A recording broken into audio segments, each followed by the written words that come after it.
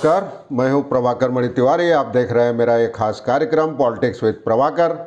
आप जानते हैं पश्चिम बंगाल में विधानसभा की 4 सीटों के लिए आज मतदान पूरा हुआ। भारी मतदान हुआ, 75% से ज़्यादा वोट पड़े। अभी ये आंकड़ा और बढ़ सकता है दूर दराज के इलाकों से खबरें आने पर। अब इंतज़ार करना होगा 2 नवंबर का, जिस दिन नतीजे सामने आएंगे। हालांकि चुनाव शांतिपूर्ण रहा, लेकिन कई जगह हल्की से छिटपुट हिंसा, मारपीट, फर्जी वोटिंग, एक दूसरे पर आरोप प्रत्यारोप तृणमूल और बीजेपी की ओर से, ये तमाम चीज़ें सामने आई। लेकिन चुनाव आयोग ने कहा कि चुनाव शांतिपूर्ण रहा, कहीं से किसी अप्रिय घटना की खबर नहीं मिली है। अब लाख टके का सवाल ये है कि क्या बीजेपी अपनी दोनों सीटें बचाने में कामयाब रहेगी। आप जानते हैं अप्रैल मई में हुए चुनाव में बीजेपी ने इनमें से 2 सीटें जीती थी, नदिया जिले की शांतिपुर और कूच बिहार जिले की दीनहाटा। यहाँ दोनों सांसद थे।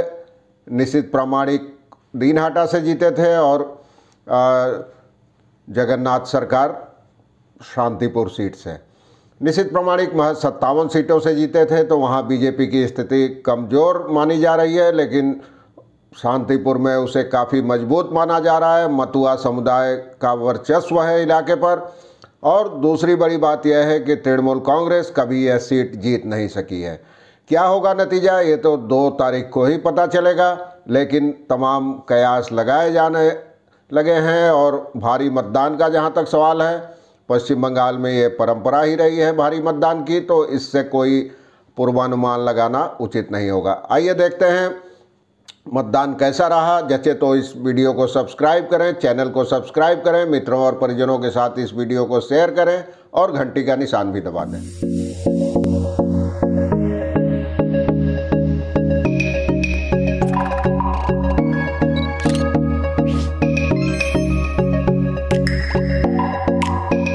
चुनाव आयोग के सूत्रों का कहना है कि 4 सीटों पर जो मतदान हुआ, नदिया, गोसाबा, खड़दा और दीनहाटा, यहाँ 75% से ज़्यादा वोट पड़े हैं। यह आंकड़ा, जैसा कि मैंने आपको बताया, बढ़ सकता है। सबसे कम मतदान उत्तर 24 परगना जिले की खड़दा सीट पर हुआ।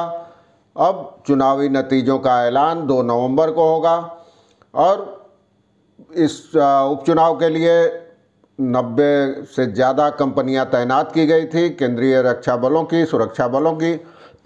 तो इसलिए कहीं से कोई बड़ी हिंसक वारदात कहीं नहीं हुई। अब मतपेटियों की सुरक्षा के लिए, ईवीएम की सुरक्षा के लिए केंद्रीय बलों की 8 कंपनियां तैनात की गई हैं।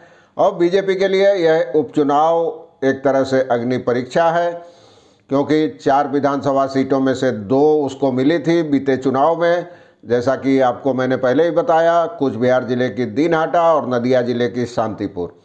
यहाँ दोनों सांसद थे। नदिया जिले की सीट से जगन्नाथ सरकार जीते थे और निशित प्रामाणिक जीते थे दीनहाटा सीट से, लेकिन उन दोनों ने इस्तीफा दे दिया था, इसलिए उपचुनाव कराने पड़े। निशित प्रामाणिक फिलहाल केंद्रीय गृह राज्य मंत्री हैं।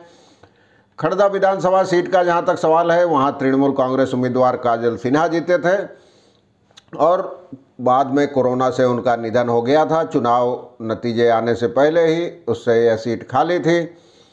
और गोसाबा में भी तृणमूल कांग्रेस के विजयी विधायक जयंत नस्कर का निधन हो गया था कोरोना के कारण। पहले 2 घंटे में गोसाबा में सबसे कम 10.3% मतदान हुआ था, लेकिन समय बीतने के साथ मतदान का प्रतिशत बढ़ता रहा। आरोप प्रत्यारोप भी लगे। कई बीजेपी उम्मीदवार ने तृणमूल कांग्रेस पर धमकाने का आरोप लगाया वोटरों को, और तो कहीं तृणमूल कांग्रेस ने बीजेपी उम्मीदवारों पर गड़बड़ी फैलाने का आरोप लगाया, बीजेपी कार्यकर्ताओं पर गड़बड़ी फैलाने का आरोप लगाया। कहीं केंद्रीय सुरक्षा बलों पर भी धमकाने और मारपीट के आरोप लगे। तो जैसा कि आप जानते हैं, ऐसे चुनाव में ऐसे आरोप लगते रहते हैं। कितना सच होता है, कितना झूठ होता है, यह कहना मुश्किल है। और चुनाव आयोग के अधिकारियों के अनुसार तृणमूल कांग्रेस के उम्मीदवार और पूर्व मंत्री शोभन चटर्जी ने आरोप लगाया कि केंद्रीय बल के जवान कई मतदान केंद्रों पर वोटरों को भीतर नहीं जाने दे रहे थे। हालांकि बाद में जांच में इस आरोप में कोई दम नहीं पाया गया दूसरी ओर शांतिपुर से बीजेपी उम्मीदवार निरंजन विश्वास ने आरोप लगाया कि मतदाताओं को घरों से बाहर ही नहीं निकलने दिया तृणमूल कांग्रेस उम्मीदवारों ने। लेकिन चुनाव आयोग ने शाम को दावा किया कि चुनाव शांतिपूर्ण रहा, कहीं कोई बड़ी घटना नहीं हुई।